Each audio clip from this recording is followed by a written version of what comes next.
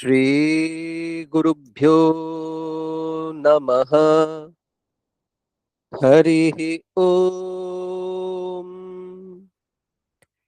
सहना भवतु सहनौ भुनक्तु सह वीर्यं करवावहै तेजस्विनावधीतमस्तु मा विद्विषावहै।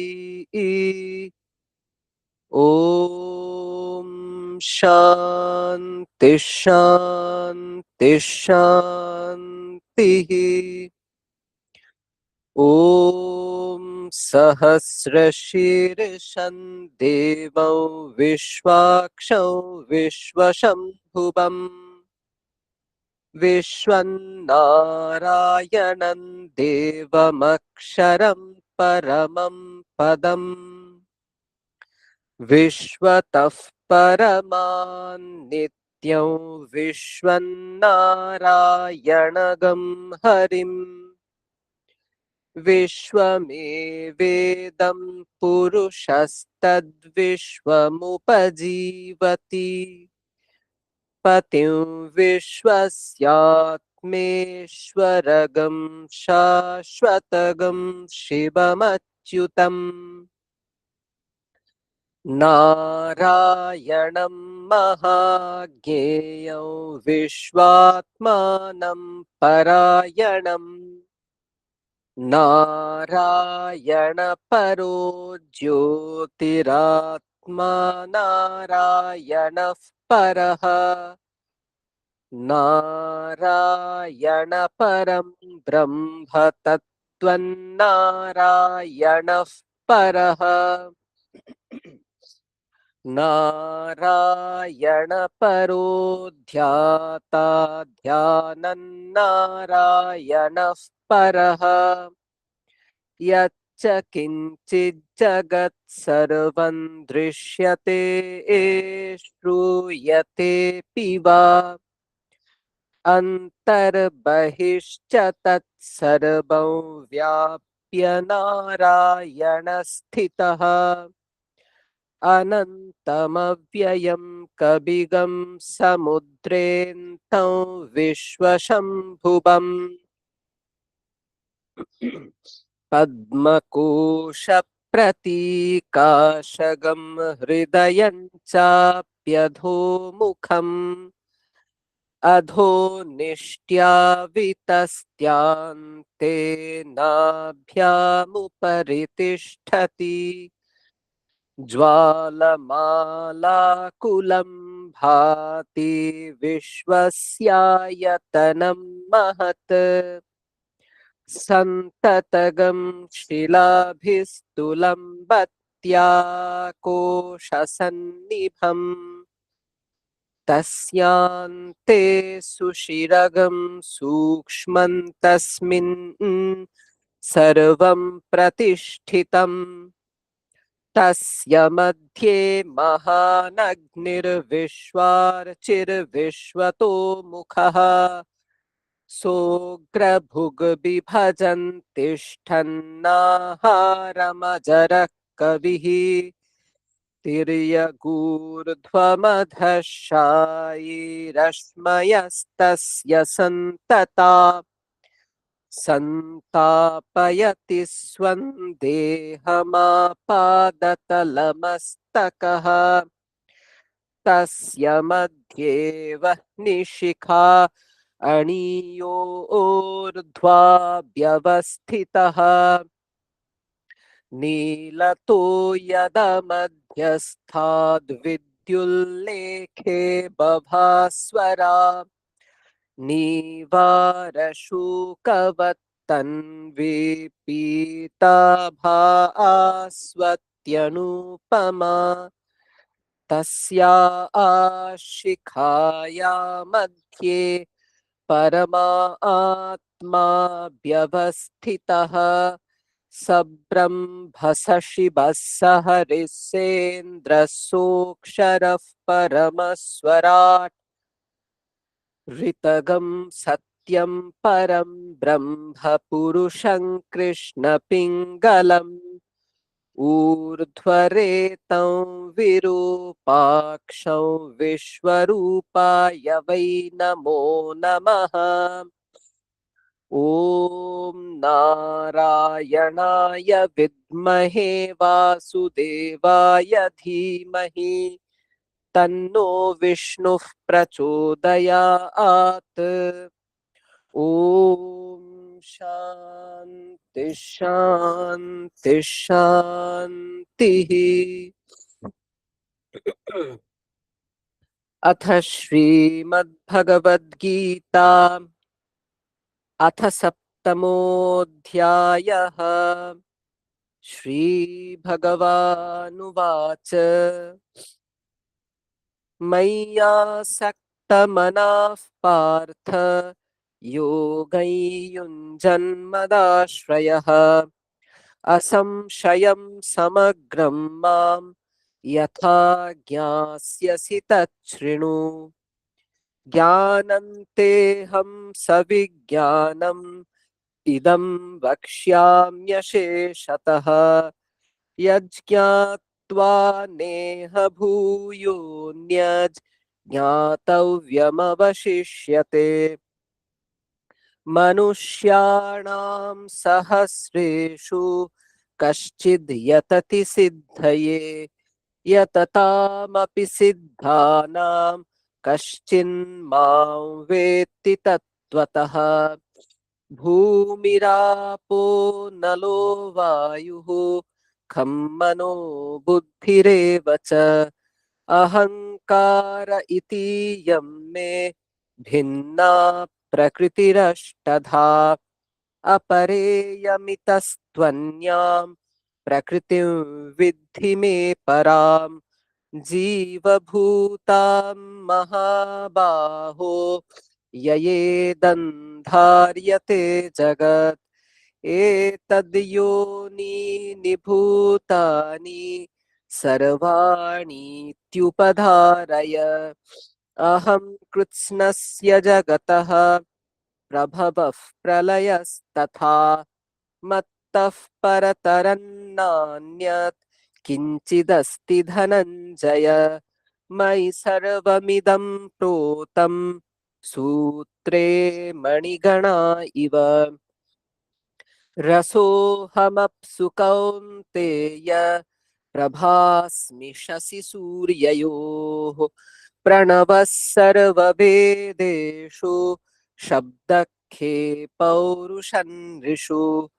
पुण्यो गन्धः पृथिव्यां च तेजश्चास्मि विभावसौ। जीवनं सर्वभूतेषु तपश्चास्मि तपस्विषु। बीजं मां सर्वभूतानां विद्धि पार्थ सनातनम्। बुद्धिर्बुद्धिमतामस्मि तेजस्तेजस्विनामहम्। बलं बलवतां चाहं कामरागविवर्जितम्। धर्माविरुद्धो भूतेषु कामोऽस्मि भरतर्षभ। ये चैव सात्विका भावा राजसास्तामसाश्च ये मत्त एवेति तान् विद्धि न त्वहं तेषु ते मयि। त्रिभिर्गुणमयैर्भावैः एभिः सर्वमिदं जगत् मोहितन्नाभिजानाति मामेभ्यः परमव्ययम्। दैवी ह्येषा गुणमयी मम माया दुरत्यया। मामेव ये प्रपद्यन्ते मायामेतां तरन्ति ते। न मां दुष्कृतिनो मूढाः प्रपद्यन्ते नराधमाः। माययापहृतज्ञाना आसुरं भावमाश्रिताः।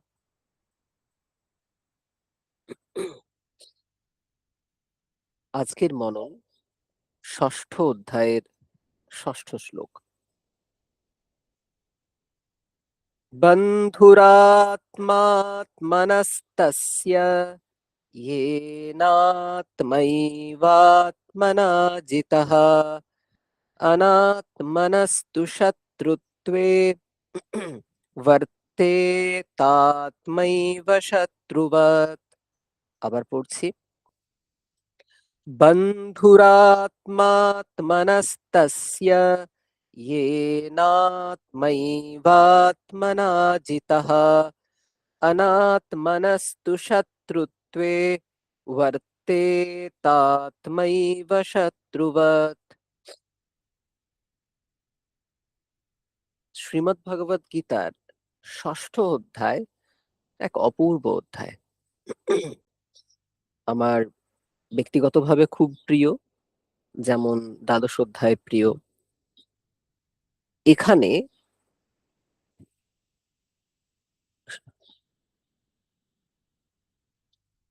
যোগ নিয়ে বিস্তৃত কথা হবে, এবং এই আলোচনা শুরু হয়ে গেছে পঞ্চম অধ্যায় থেকে। পঞ্চম অধ্যায়ের যে শেষ তিনটে শ্লোক ছিল, সেই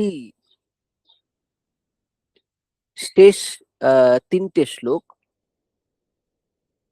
সেখানেই মোটামুটি আমাদের ষষ্ঠ অধ্যায়ের মূল বিষয় বলা শুরু হয়ে গেছে। তো সেই পঞ্চম অধ্যায়ের শেষে কি কি ছিল আপনাদের মনে আছে? স্পর্শান কৃত্বা বহির্বাহ্যাম চক্ষুশ্চৈবান্তরে ভ্রুবঃ প্রাণাপানৌ সমৌ কৃত্বা নাসাভ্যন্তরচারিণৌ यतेन्द्रिय मनोबुद्धिर मुनिर्मोक्ष परायणः বিগতেচ্ছা ভয়ক্রোধো ইয়াসদা মুক্ত এব সহ। এরকম ভাবে সেখানে কিভাবে যোগ করতে হবে, কিভাবে এবং সেই পদ্ধতি বলা হয়েছে, ইন্দ্রিয় মন সবগুলোকে সংযত করে, ঠিক আছে, আহ এবং বিস্তৃত প্রাণ এবং অপান ইত্যাদি কিভাবে বায়ু নিরোধ করতে হবে সমস্ত বলা হয়েছে। সেটাকে আরো বিস্তারিত ভাবে বলার জন্য এই ষষ্ঠ অধ্যায় শুরু হয়েছে, ঠিক আছে। এবং এখানের শুরুটা খুব সুন্দর। তো পঞ্চম অধ্যায়ের শেষেই বলা হয়েছে যে সর্বকর্ম ত্যাগ এবং যোগের পথ হচ্ছে শ্রেষ্ঠ পথ, ঠিক আছে। দুটো জিনিস আছে, একটা হচ্ছে সন্ন্যাস, আর একটা হচ্ছে যোগ, ঠিক আছে। সন্ন্যাস এবং যোগ। সন্ন্যাস মানে কি? সমস্ত কর্মফল ত্যাগ, সমস্ত যা কিছু আছে, সমস্ত শুধুমাত্র কর্মফল ত্যাগ নয়, যা কিছু একজন ব্যক্তি ওন করে সমস্ত ত্যাগ, তা হলো সন্ন্যাস। আর যোগ হচ্ছে চিত্তবৃত্তি নিরোধ। চিত্তবৃত্তি নিরোধ মানে কি? আমাদের মন আছে, মনকে নিষ্ক্রিয় করে দেওয়া। মন কিছুতেই নিষ্ক্রিয় হবে না, ওর পাঁচটা স্টেট আছে, ওর পাঁচটা বৃত্তি আছে। মন পাঁচ রকম ভাবে থাকতে পারে। যোগসূত্রে বলা হয়েছে যোগঃ চিত্তবৃত্তি নিরোধঃ। এবং সেই চিত্তবৃত্তিগুলো কি কি? প্রমাণ, বিপর্যয়, বিকল্প, নিদ্রা এবং স্মৃতি, ঠিক আছে। তো আমি বিস্তারে যাচ্ছি না, শুধু এটুকু বলছি যে মন, এগুলো মনেরই অ্যাক্টিভিটি। তো মনকে যদি একদম ইনঅ্যাক্টিভ করে দেওয়া যায়, যোগ মানে আর কিছু না, যোগ মানে হচ্ছে মনকে ইনঅ্যাক্টিভ করে দেওয়া। তাতে কি হয়? তখন আত্মার যে প্রকৃত স্বরূপ তা প্রকাশিত হয়। মানে ধরুন একটা পুকুর আছে, পুকুরের ওপরে কন্টিনিউয়াস ঢেউ হচ্ছে, ঢেউ হচ্ছে, ঢেউ হচ্ছে, ফলে সূর্যের প্রতিবিম্বটা পড়ছে না। আপনি যদি এই যে বায়ু চলার কারণে ঢেউটা হচ্ছে, সেই বাতাসটাকে যদি বন্ধ করে দিতে পারেন এবং পুকুরের উপরিভাগে যদি ঢেউ না থাকে, তাহলে সূর্যের প্রতিবিম্ব একদম স্থির ভাবে পড়বে। ঠিক একই রকম আমাদের যে বাসনা, বাসনার দ্বারা, বাসনা বায়ুর দ্বারা মন চালিত হয়, এবং তার ফলে আমাদের মনে প্রচুর তরঙ্গ হয়। মন যতক্ষণ না স্থির না হচ্ছে, মন যতক্ষণ না নিষ্ক্রিয় না হচ্ছে ততক্ষণ অবধি কিন্তু আত্মার প্রকৃত স্বরূপ প্রকাশিত হতে পারে না। তো এই সন্ন্যাস এবং যোগ, এই দুটি খুব ইম্পর্টেন্ট। তবে যদি সকলে কর্মত্যাগ করে আর সকলেই যোগের পথে চলে যায়, তাহলে সংসারের কি হবে? এটা নিয়ে খুব মজার একটা আলোচনা করেছেন শঙ্করাচার্য ত্রয়োদশ অধ্যায়ে। তো সেখানে উনি বলছেন যে সেখানে ক্ষেত্রজ্ঞম চাপি মাম বিদ্ধি, এই শ্লোকের ব্যাখ্যাতে শঙ্করাচার্য বলছেন যে তাহলে তো সবাই তো জানে যে এই সন্ন্যাসের পথ বা যোগের পথ, এই পথ দিয়ে গেলে পরমার্থ লাভ হবে, তাহলে সবাই তো এই পথে চলে যাবে, তাহলে তো সংসারের উচ্ছেদ হয়ে যাবে। সংসারের উচ্ছেদ মানে হচ্ছে যে কারোরই তো সন্তানাদি হবে না, ঠিক আছে, এবং পুরো প্রজাতন্তু যাকে বলি, সেই প্রজিনি ব্যাপারটা পুরো নষ্ট হয়ে যাবে। এবং আহ সবাই, ভাবুন না, সবাই জঙ্গলে চলে গেছেন, সবাই পাহাড়ে চলে গেছেন, সংসারের কি হবে? তখন উনি বলছেন না, পারবে না লোকজন, কারণ লোকজনের প্রবৃত্তি নেই এরকম। একটা হচ্ছে প্রবৃত্তি মার্গ, একটা হচ্ছে নিবৃত্তি মার্গ। নিবৃত্তি মার্গে যাওয়া অত সহজ নয়, যেখানে কামনা বাসনা বর্জন করে একদম যোগের পথ অবলম্বন করা, মোক্ষের পথ অবলম্বন করা, লোকেরা জেনেও যেতে পারবে না। তো শঙ্করাচার্য এই জন্য বলছেন যে নিশ্চিত থাকুন, এ নিয়ে চাপের কিছু নেই, লোকজন জানলেও যেতে পারবে না, তাদের পূর্ব পূর্ব সংস্কার এতটাই স্ট্রং। এইবারে তাহলে কি কর্মমার্গ বর্জনীয়? তাহলে কি শুধুমাত্র এই পথেই আহ মানুষজন চলে যাবে? তো এইখানে এসে ষষ্ঠ অধ্যায়ে তখন শ্রী ভগবান বলছেন যে না, কর্মযোগেরও প্রশংসা করা দরকার, না হলে লোকজন ভাববে যে কর্মযোগ বোধহয় অতটা গুরুত্বপূর্ণ নয়। কিন্তু দেখুন, নিবৃত্তি মার্গ তো সবার জন্য নয়, আমরা যারা প্রবৃত্তি মার্গে থাকবো, তাহলে আমাদের জন্য কি উপদিষ্ট হয়েছে? তখন উনি কি করতে শুরু করেছেন যে যে দেখো, আহ এই যে অনাশ্রিতঃ কর্মফলম কার্যম কর্ম করোতি ইহ স সন্ন্যাসী চ যোগী চ ন নিরগ্নির ন চাক্রিয়ঃ। এখানে খুব সুন্দর ব্যাখ্যা করেছেন মধুসূদন সরস্বতী। তো এখানে বলা হচ্ছে যে ন নিরগ্নির ন চাক্রিয়ঃ, যে শ্রৌত কর্ম আচরণ আহ করছে না বা স্মার্ত কর্ম আচরণ করছে না, ঠিক আছে, তার মানেই যে সে সন্ন্যাসী বা যোগী তা নয়। তাহলে কে যোগী কে সন্ন্যাসী? বলছে যে কর্মফলকে আশ্রয় না করে শাস্ত্রের দ্বারা প্রতিপাদিত কর্ম আচরণ করছে, মানে শাস্ত্রে যে কর্মগুলো করতে বলেছে অগ্নিহোত্র ইত্যাদি সেগুলো করছে, কিন্তু কোনো কর্মফল এর আকাঙ্ক্ষা না করে। এবং বলছেন এটাই সন্ন্যাস, এটাই যোগ, এটা প্রশংসা, এটাই সন্ন্যাস, এটাই যোগ। তো সেখানে সুন্দর ব্যাখ্যা করেছেন মধুসূদন সরস্বতী, বলছেন যে সন্ন্যাস মানে তো ত্যাগ, এখানে দেখুন কর্মফল ত্যাগ করা হয়েছে। আর যোগ মানে তো চিত্তবৃত্তি নিরোধ, যার কর্মফল ত্যাগ যে করেছে তার কর্মের বাসনারূপ চিত্ত বিক্ষেপ নেই, ফলে চিত্ত বিক্ষেপ চলে গেছে বলে সে যোগী, আর কর্মফল ত্যাগ করেছে বলে সে সন্ন্যাসী। কত সুন্দর করে বলেছেন। তো এই সন্ন্যাসী, এই যোগী তখনই শুধুমাত্র যে কর্ম ত্যাগ করলেই হয়ে যাবে তা না, এমনকি শাস্ত্রেও বলা আছে যে আসলে আমাদের অলসতা আর সত্ত্বগুণ, এই দুটোর মধ্যে না সাধারণ মানুষ পার্থক্য করতে পারে না। ধরুন সকালবেলায় উঠে আমার মনে হলো আমার কাজ করতে ইচ্ছে করছে না, তার মানে এটা নয় যে আমার সাত্ত্বিক গুণ আমার মধ্যে চলে এসেছে, বৈরাগ্য চলে এসেছে, না, অলসতা চলে এসেছে।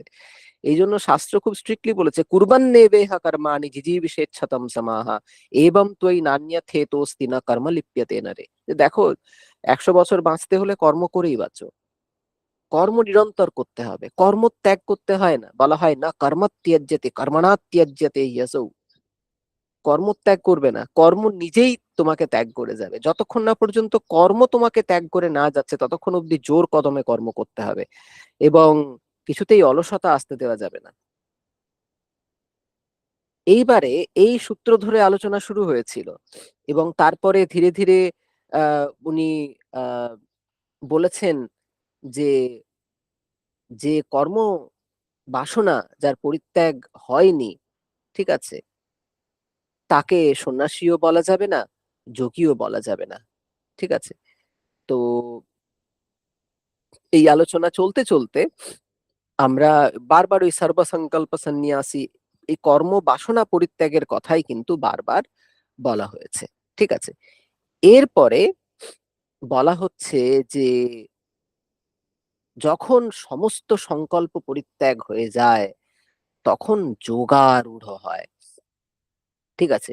তখন সে যোগারূঢ় হয়, তখন তার চিত্তবৃত্তি নিরোধ হয়ে যায়। কখন হয় এই সর্বসংকল্প সন্ন্যাসী? যখন আহ সমস্ত বাসনা সে পরিত্যাগ করে। বলছি না, বাসনা বায়ুই কিন্তু মনের উপরিভাগকে মানে পুকুরের উপরিভাগকে যেমন বাতাস চঞ্চল করে, মনের উপরিভাগকে চঞ্চল করে বাসনা বায়ু। এবং তার কারণেই আনন্দরূপ সূর্যের প্রতিবিম্ব সেখানে পড়ে না। তো যখন এই বাসনা বায়ু রুদ্ধ হয় তখনই কিন্তু মন নিষ্ক্রিয় হয়, মন স্থির হয়। তখনই কিন্তু সেই আনন্দ সূর্যের প্রতিবিম্ব, পরমাত্মার প্রকৃত স্বরূপ প্রকাশিত হয়।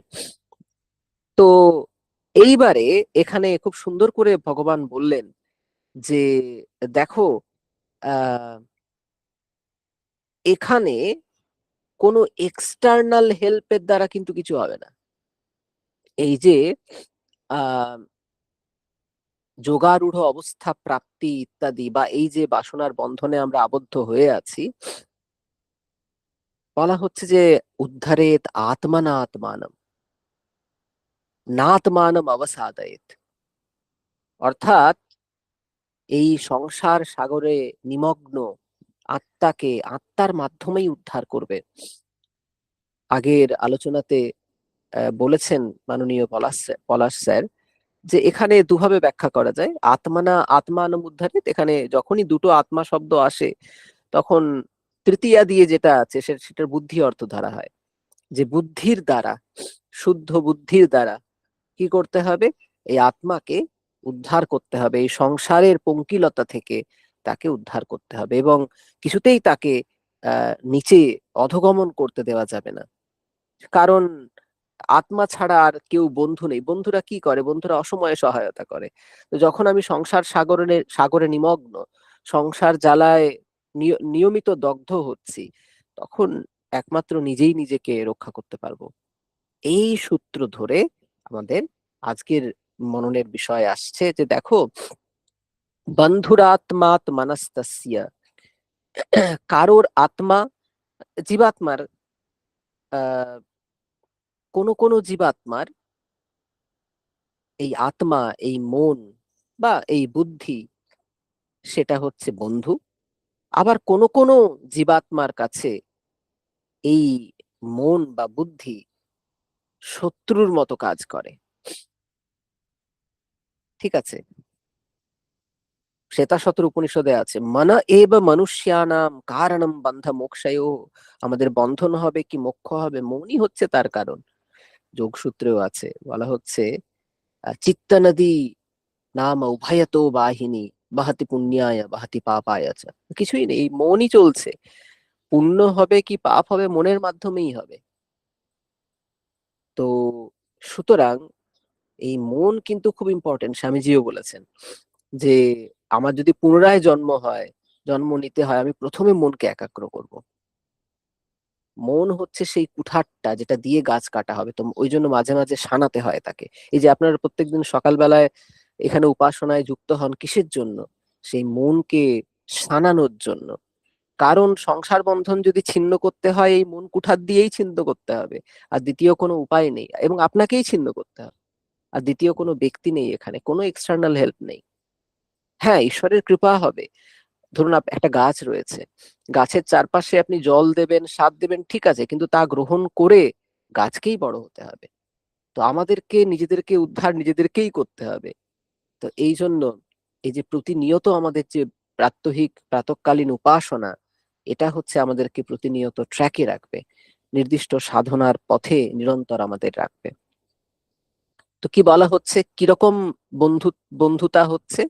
বলা হচ্ছে যে জীবাত্মার দ্বারা মন এবং ইন্দ্রিয়াদি সহ শরীর বশীভূত হয়েছে, মন বশীভূত হয়েছে, ইন্দ্রিয় বশীভূত হয়েছে, শরীর বশীভূত হয়েছে, কারণ এইগুলো দিয়েই কিন্তু বাহ্য জগতের সাথে আদান প্রদান হয়। প্রথমে বাসনা যুক্ত হয় মন, সেই মন ইন্দ্রিয়কে ব্যাপারিত করে, ঠিক আছে, সেই মন ইন্দ্রিয়কে বহির্মুখী করে, বাইরের জিনিস আহরণ করার জন্য পাঠায়। এবং ইন্দ্রিয় তো নিরধিষ্ঠান হতে পারে না, কোনো আশ্রয় ছাড়া তো থাকতে পারে না, সেই আশ্রয়টা হচ্ছে শরীর, ঠিক আছে। এই জন্য ইন্দ্রিয় যখন ব্যাপারিত হচ্ছে তার সাথে সাথে শরীরও ব্যাপারিত হয়, শরীরও ক্রিয়াশীল হয়। এবং যখন এই মন ইন্দ্রিয় শরীর এরা ক্রিয়াশীল হয়ে গেছে, আপনার আত্মা কিছুতেই তার প্রকৃত স্বরূপে অধিষ্ঠিত হতে পারে না। তাকে ভাবুন না, মন তাকে নাকে দড়ি দিয়ে ঘোরাচ্ছে, বলছে, একবার বলছে এই দেখো এটা পেলাম, এই দেখো এটা পেলাম, এই তুমি সুখী হও, এই তুমি দুঃখী হও, সুখ এনে দিচ্ছে, দুঃখ এনে দিচ্ছে, কন্টিনিউয়াস একটা প্রভোকেশন চলছে। আপনি ধ্যানে যখন বসছেন, মনকে শান্ত করছেন যখন, একমাত্র তখনই আত্মা আরাম পাচ্ছে। না হলে আত্মার মতো ব্যস্ত, বিরক্ত এন্টিটি আর দ্বিতীয়টি নেই। কন্টিনিউয়াস তাকে মাথা খারাপ করে দেওয়া হয়েছে, মানে তার যদি সত্যি সত্যি মাথা থাকতো।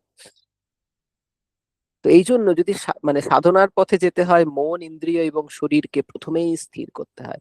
এই স্থির হয়ে বসতে হবে, ঠিক আছে, মন ইন্দ্রিয়গুলোকে নিয়ন্ত্রণ করতে হবে, চক্ষু কর্ণ নাসিকা জিহ্বা ত্বক বহির্মুখী যাতে না হয়। তারপরে মনকে শান্ত করতে হবে, তবে গিয়ে আপনার প্রকৃত যে আনন্দ স্বরূপ তা অভিব্যক্ত হবে। তো যিনি এটা করতে পেরেছেন, তার মন হচ্ছে তার বন্ধু। সেই জীবাত্মা সে নিজেই নিজের বন্ধু। কারণ কি, বন্ধুরা আমাদের অনুকূল পরিস্থিতি তৈরি করে, আমাদের কল্যাণের জন্য কাজ করে।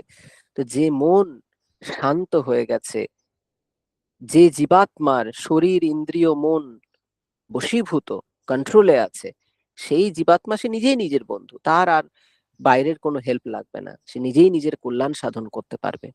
আর ঠিক উল্টো দিকে তাকিয়ে দেখুন, যে জীবাত্মা মন ইন্দ্রিয় শরীর নিয়ন্ত্রণ করতে পারেনি, সে সারা দিন ছুটে বেড়াচ্ছে, একবার এইখানে একবার ওইখানে। কঠোপনিষদে সুন্দর আছে যে এই ইন্দ্রিয়গুলো হচ্ছে যে ঘোড়ার মতো, যে একদম খুব ভালো রাশ দিয়ে তাকে তাকে টেনে ধরে আছে, ঠিক আছে, তার ঘোড়াগুলি হলো সদস্বা ইবা সারথে, তার ঘোড়াগুলি হলো ভালো ঘোড়া। কারণ এই যে সারথি, সে তার নির্দিষ্ট উদ্দেশ্যের প্রতি ঘোড়াগুলিকে চালিয়ে নিয়ে যেতে পারবে। কিন্তু যে ঘোড়ায় রাশ দেয়নি, যার ঘোড়াগুলো এই ঘোড়া ওই দিকে যাচ্ছে, সেই ঘোড়া সেই দিকে যাচ্ছে, তো তার ঘোড়া সদস্যা নয়, তার ঘোড়া ভালো ঘোড়া নয়। কারণ এই সারথি কখনো লক্ষ্যে পৌঁছাতে পারবে না। ফলে এখানে শ্রী ভগবান বলছেন যে আমরাই আমাদের বন্ধু তখন হব যখন শরীর ইন্দ্রিয় মনকে আমরা বশীভূত করতে পারবো। তখনই আমাদের যে প্রকৃত আনন্দ স্বরূপ তা অভিব্যক্ত হবে। আর যদি আমরা এটা না করতে পারি, তাহলে আমরাই আমাদের শত্রুতা করছি, আমরাই আমাদের নিজেদের ক্ষতি সাধন করছি। এবং আপনারা যদি প্রাত্যহিক জীবনে এই বিষয়টাকে আহ সাধনায় আনতে চান, তাহলে একটাই মাত্র পথ আছে, সেটা হচ্ছে বাসনা ত্যাগ। এবারে বাসনা ত্যাগ মানে যে আপনি সব ছেড়ে ছুড়ে গিয়ে বনে জঙ্গলে চলে যাবেন তা না, কিন্তু একটা অন্তর্লীন একটা বৈরাগ্য যেন থাকে, কোনো কিছুতে আষ্টে পৃষ্ঠে জড়িয়ে যাওয়া নয়, কর্তব্যবোধে কর্ম করা। এটা যদি করতে পারা যায়, তাহলে হয়তো স্বাভাবিকভাবেই এই নিয়ন্ত্রণটা কিছুটা কিছুটা আসতে শুরু করে।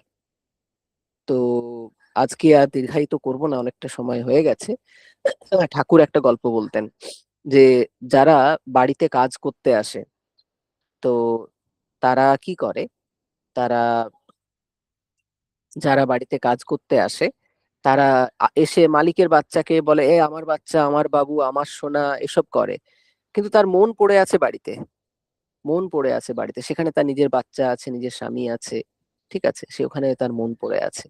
তো সে এখানে কর্তব্যবোধে কর্ম করছে, কিন্তু তার মন পড়ে আছে বাড়িতে। সেই রকম আমাদের সংসারের যাবতীয় কাজকর্ম আমরা তো খুব সুন্দরভাবে করব, একদম যেমন ভাবে করণীয় তেমন ভাবেই করব, কিন্তু আমাদের মন যেন সেই ঈশ্বরের কাছে বাঁধা থাকে। এবং আমরা যেন যতটা সম্ভব পারা যায় বৈরাগ্যকে অবলম্বন করে বাসনা রহিত হয়ে এই সংসারে কর্ম করতে পারি। তাহলে কি হবে, এই সংসারের পাক আমাদের টেনে ডুবিয়ে দিতে পারবে না। ঠিক আছে? ষষ্ঠ অধ্যায় অপূর্ব অধ্যায়। তো এর আলোচনা চলতে থাক, আজকে আর দীর্ঘায়িত করছি না। আহ আপনাদের সকলকে সুপ্রভাত। আপনারা এরপর প্রাত্যহিক ধ্যান, জপ, শরীরচর্চা ইত্যাদির মাধ্যমে আজকে সুন্দর দিন শুরু করুন। সকলকে সুপ্রভাত।